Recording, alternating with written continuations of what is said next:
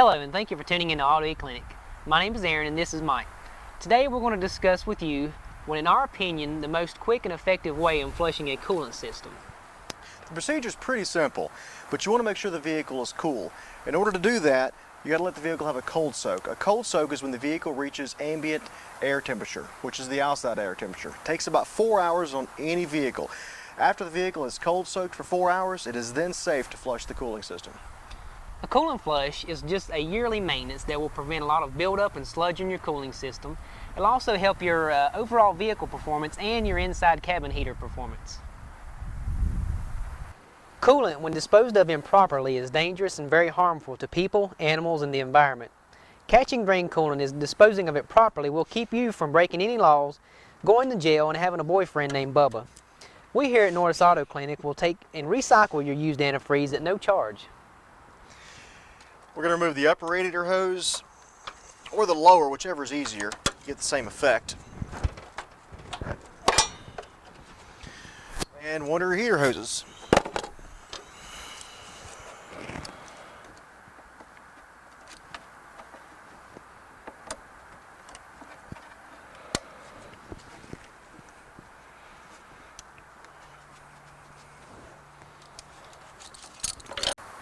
Some of your heater hoses and radiator hoses that have been on the car since the car was manufactured, in this case it's been on there 10 years, can be extremely difficult to get off. A tool such as simple as a hose hook can make the procedure and process so much easier and save you a lot of aggravation.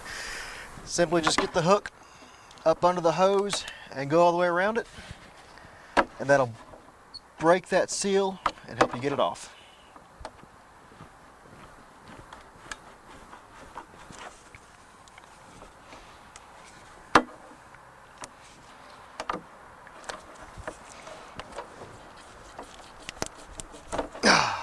There we go. We're going to take a water hose and go into the heater core. You want to have a little bit of pressure that will actually push any kind of blockage or sludge or rust through the system and any old coolant.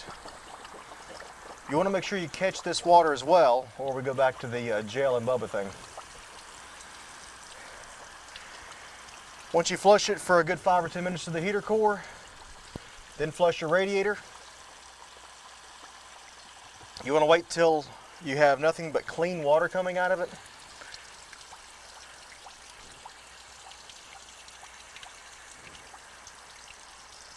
And then put it back together. We've already put coolant in the system. Now we're topping it off with water and letting the car get to operating temperature. You want to check with your manufacturer specifications on what type of antifreeze your vehicle uses. Between American and European vehicles use different things. Even your domestic manufacturers use different types of antifreeze, and a lot of times you can mix them. Another thing you also want to think of is your area of climate. Here where we're at, a 50-50 mix usually works best. Every time you drain the cooling system and fill it back up, you will have an air pocket. Some vehicles are much easier to get the air pocket out of than others. Usually I drive mine a good 15 minutes after letting them run, and that usually takes care of the air pocket, but if not, every manufacturer has their own specific bleeding procedure to get rid of the air pocket. Some manufacturers also have a bleeding screw in the system, somewhere where you can kind of break it open a little bit. Another thing you want to do when finishing up, after you get everything done, check your coolant reservoir. You want to make sure and have the right amount of coolant. It'll give you a line, cold and hot level you want to have it on. What happens when the car car heats up, pushes the coolant out over into the reservoir. Car cools down, it comes back out of the reservoir, back into the engine or to the radiator. That way it keeps everything, keeps air out of the system and keeps the exact amount of antifreeze in your system as well. Correct. As things get hot, they expand. As fluid gets cold, it contracts. Yeah.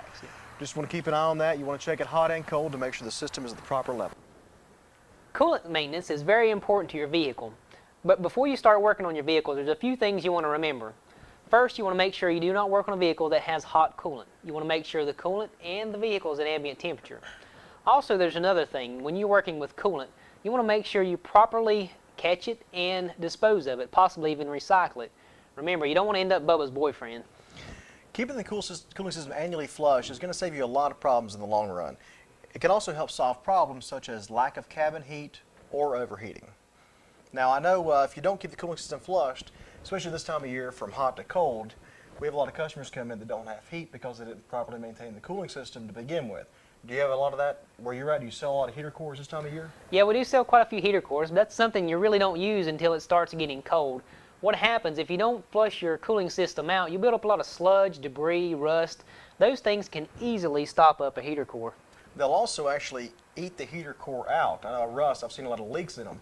And at that point, you can use some kind of stop leak if you prefer that. Do you have any kind of stop leak that you could recommend? There are a few manufacturers that provide their own stop leak. There's some aftermarket sources. You have a couple different kinds as well. Some you have a powder form, and some a liquid form. Both you pretty much drain the radiator a little bit, put it in there, put your cap back on, crank up the car, let it get up to operating temperature and drive it. And sometimes that does stop a small leak. I don't recommend that for a long-term fix. Any type of leak you have, cooling system, oil, transmission, any kind of stop leak product's only going to mask the problem. It's never going to fix the problem. If you want to keep the vehicle, you want to fix it properly, and actually, if it is a heater core leak, replace the heater core, which is a pretty expensive repair, correct? It's very expensive. Heater cores range between $200 and $300 average, and that's just the part alone. I know the average repair ticket I have in the shop here for a heater core replacement is about $800. I think I'd rather go ahead and keep the system flushed once a year instead of paying that at the end, right? Exactly. Thank you for watching Auto E-Clinic. Remember to subscribe to our YouTube channel, Auto E-Clinic. Yeah, and also like us on Facebook. And if you do have any questions, comments, or concerns, email us at autoeclinic@gmail.com. And remember, don't become Bubba's boyfriend.